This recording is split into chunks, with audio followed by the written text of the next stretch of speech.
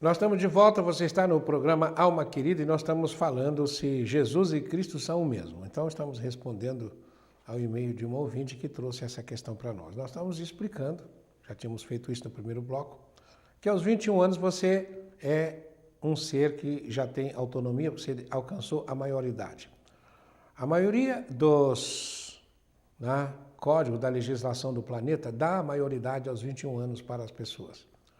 Então aqui no Brasil se discute se você tem maioridade para dirigir carro numa certa idade, maioridade penal com outra idade, maioridade civil noutra idade. Aos 18 anos você tem maioridade, você se cometeu um erro qualquer, você pode ir para a cadeia. Então já é tomar cuidado aos 18 anos. Mas maioridade civil é aos 21. Então, aos 21, por que aos 21 você fica de maioridade? Porque você tem o corpo físico, o corpo etérico, o corpo astral e o corpo mental. Então, você é capaz de se dirigir. Até então, papai e mamãe precisam te ajudar no seu desenvolvimento. Os planetas e as humanidades também sofrem o mesmo processo. Sofrem não, passam pelo mesmo processo. E o nosso planeta, há 2000 anos, na época em que Jesus veio aqui, é como se o planeta tivesse chegado a um nível de desenvolvimento que ele podia se dirigir de dentro. O espírito que dirigia o planeta, a alma do planeta, então podia tomar conta do planeta. Até então é como se essa alma estivesse fora, dirigindo o corpo, mas de fora, o corpo planetário. E esta alma é o Cristo, que é chamado de o Cristo planetário, o Cristo planetário. Então, quando naquela época Jesus nasce, o planeta estava pronto para receber uma alma e ser dirigido de dentro. Até então ele era dirigido de fora. E você, para aprender tudo aquilo que hoje você aprende em um ano de um curso de aprendiz do Evangelho no Centro Espírita, um curso básico de Espiritismo, você demorava uma vida inteira nas escolas de mistérios, nas escolas iniciáticas. Por quê? O mundo não estava preparado para ter todo aquele conhecimento. Da mesma maneira que antes dos 21 anos, é como se nós estivéssemos incapazes de assumirmos as responsabilidades que temos que assumir após os 21 anos. Então, aconteceu que nasce Jesus, o ser humano mais perfeito que já encarnou no planeta. E Jesus, então, quando chega aos 30 anos, ele procura João Batista no Jordão. João Batista está fazendo batismos e ele vai ser batizado. Quando ele é batizado, diz o texto, que ele se afasta para rezar e de repente desce sobre ele uma luz, em forma de pomba, uma energia maravilhosa, deslumbra a todos, envolve Jesus e uma voz dos céus diz: "Este é o meu filho bem-amado, no qual tenho posto toda a minha complacência." E Jesus se afasta então e diz, ele foi para o deserto. Sempre que acontece uma coisa dessa, o deserto é você se afastar das coisas do mundo. Você fica meio sozinho mesmo. Agora, por que acontece isso? Naquele momento, o planeta estava pronto para receber o Cristo, mas o que é que mantém você preso ao seu corpo? Você, espírito, preso ao seu corpo. Você pode ficar sem comer, pode ficar sem beber, pode ficar sem dormir, pode ficar algum tempo sem respirar, mas você não pode perder sangue. Se você começa a sangrar, imediatamente tem que estancar, porque senão, diz, você se esvai. Ou seja, se o sangue vai, o espírito também vai, você morre. Porque o sangue, em todas as escolas ocultistas, as escolas espiritualistas esotéricas, dizem, o sangue é o assento do espírito. É no sangue que o espírito está ancorado.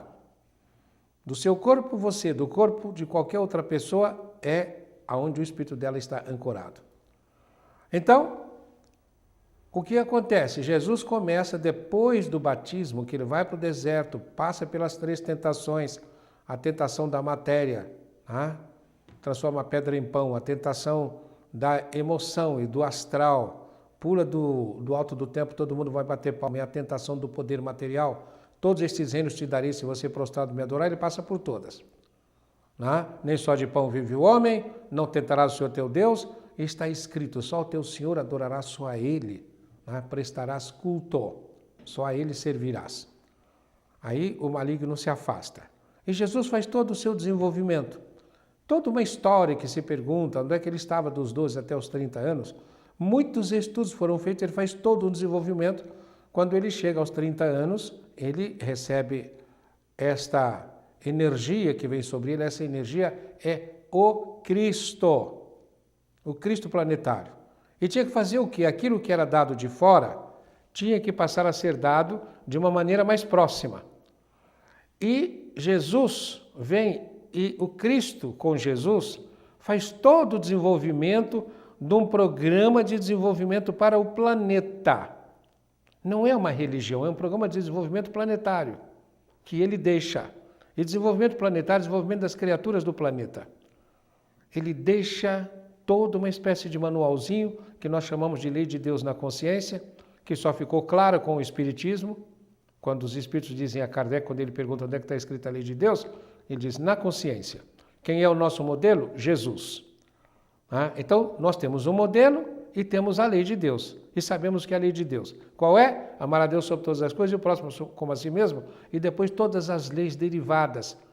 Você precisa perdoar 70 vezes 7, não julgar, não levantar falso testemunho, você não pode ter culpa, você não pode se exaltar, quem se exaltar será humilhado, quem se fizer humilde será exaltado, você precisa aprender a andar uma segunda milha. Todas as frases de Jesus são como que artigos de lei. Até que chega a hora da exemplificação. Primeiro tem o quê? Toda uma exposição, ou seja, é uma aula que ele vai dar. Ele passa 3 anos dando aulas. Depois ele passa 3 dias exemplificando tudo o que ele falou. Ofereceu o outro lado da face, ele apanhou e ficou quieto. Perdoa 70 vezes 7, ele pede a Deus para perdoar aqueles que estavam maltratando. Perdoa, Pai, eles não sabem o que estão fazendo. Ele não reage. Se você quer, se o inimigo insiste com você para andar uma milha, ande 2, ele faz isso, carrega a cruz. Quem quiser vir após mim, tome a sua cruz e siga-me. Ele não tinha carregado cruz nenhuma ainda, mas já estava falando que cada um tinha que carregar a sua cruz. Até que chegou o Gólgota. No Gólgota ele é içado, ele é levantado e fica de braços abertos, pregado numa cruz. E aí, como era, eles não queriam, os soldados não queriam ficar no outro dia, que era o feriado deles, no Sabá, ficaram ali de guarda, eles querem que todos aqueles que estão ali crucificados morram logo. E vai um guarda e dá uma lancetada no coração de Jesus. Aí o sangue dele corre, ele expira. Quando o sangue de Jesus corre, acontece uma tempestade em Jerusalém. Os textos dizem que aconteceu um terremoto, os túmulos se abriram, saíram seres que estavam mortos, estavam ali, começaram a andar pela cidade, e cai um raio que rasga o véu do templo de cima a baixo.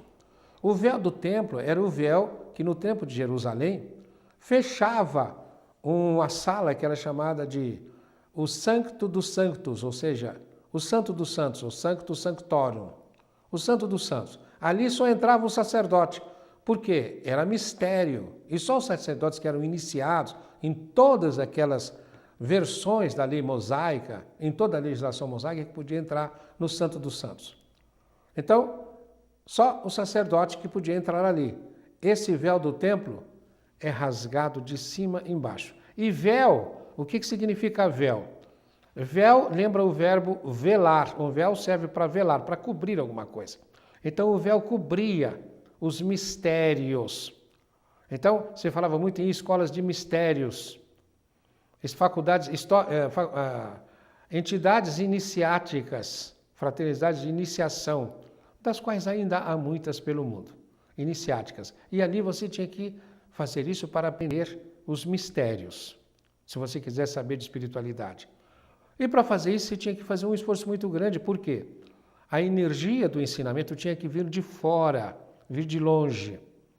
Como você antes dos 21 anos, tudo tem que vir de papai e mamãe, de fora. Aos 21 você começa a se dirigir de dentro. Então você tem que ser responsável pela sua vida. Quando o sangue do Cristo corre naquele terremoto que abre a terra, com a chuva que cai, o sangue do Cristo, de Jesus, é levado para o centro da terra. E naquele momento o Cristo entra na terra. Esta é uma fase muito bonita, eu sempre me emociono se eu tenho que falar disso, porque naquele momento é como se o nosso planeta adquirisse uma identidade própria. A partir daquele momento, então, o nosso planeta tinha uma alma própria. O Cristo assumia o planeta. E começa a dirigir o planeta de dentro. Então nós vamos dizer o seguinte: a crucificação de Jesus terminou quando ele desceu da cruz. A crucificação do Cristo começou quando Jesus desceu da cruz. Começou quando Jesus se deu na cruz para que o Cristo entrasse no planeta. Jesus, né, quando ele está falando, muitas vezes é o Cristo que fala através dele. E veja, os exemplos. É interessante, até que Jesus é batizado, ele tinha um comportamento. Depois do batismo veio o primeiro episódio, mais ou menos público, porque ainda era uma festa de família, que são as bodas de Caná. E nas bodas de Caná, a mãe aparece e fala para ele: filho, eles não têm mais vinho. Ela fala filho. E ele diz: mulher, que tenho eu a me preocupar com isto? Não é chegada a minha hora. Olha, não é chegada a minha hora. Aí ela se afasta e diz para os serventes da casa: fazei tudo quanto ele vos mandar. Se você aí é devoto de Nossa Senhora, lembre-se bem. Você é devoto de Maria, lembre-se bem. Ela disse assim: fazei tudo quanto ele vos mandar. Vai procurar o que o Cristo mandou, porque ela mandou obedecê-lo.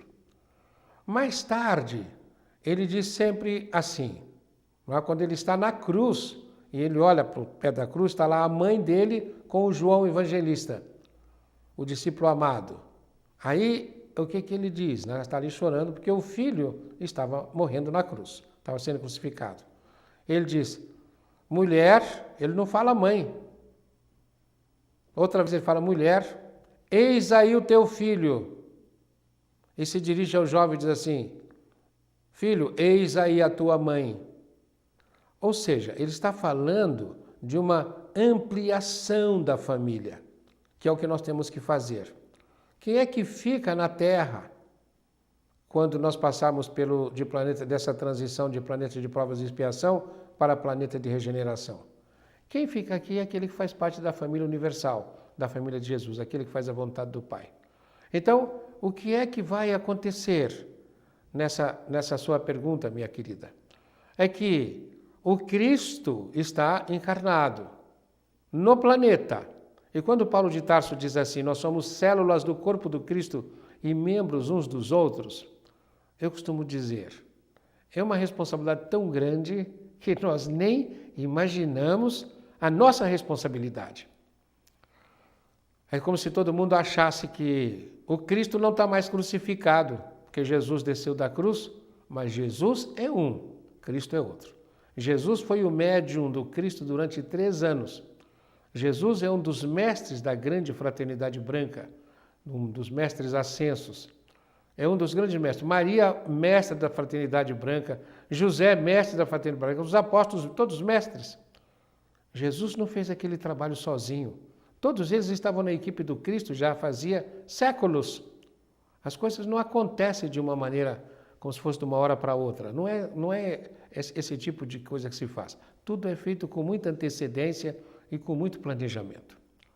Então, quando nós falamos, como Paulo, que somos células do corpo do Cristo e membros uns dos outros, e que o Cristo está crucificado no planeta, nós sempre estamos pedindo: olha, quando você joga uma bituca de cigarro na calçada, você está fazendo que a cruz do Cristo fique mais pesada. Quando você compra um maço de cigarro e fuma um cigarro, a cruz do Cristo fica mais pesada. Quando você fuma um baseado, a cruz do Cristo fica mais pesada. Quando você fala mal de alguém, a cruz do Cristo fica mais pesada. Quando você faz um ato de caridade, quando você leva à luz a consciência de alguém, a cruz do Cristo fica mais leve. Como é que você pode ser um sirineu? Sirineu é aquele que ajudou o Cristo a carregar a cruz. Ele estava subindo para o Gólgota, que ele caiu, vem lá o Sirineu e carrega a cruz um pedaço. Como é que você pode ser um Sirineu? Quando você se transforma em alguém que ajuda o Cristo nessa tarefa de evangelizar o planeta. Quando você é capaz de fazer o bem, quando você é capaz de olhar o outro vendo a luz crística resplandecente nele. Quando você for capaz de se aproximar das criaturas e amá-las como se elas fossem você mesmo. Somos membros uns dos outros. Quando você for capaz de viver de uma maneira tal que ao invés de você tornar pesada a cruz do Cristo, você a torne leve com o seu comportamento. Que comportamento?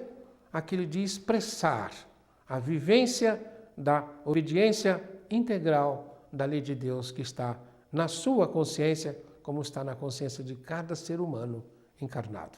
Vamos fazer mais um intervalo e daqui a pouco nós estaremos de volta para darmos sequência ao nosso Alma Querida.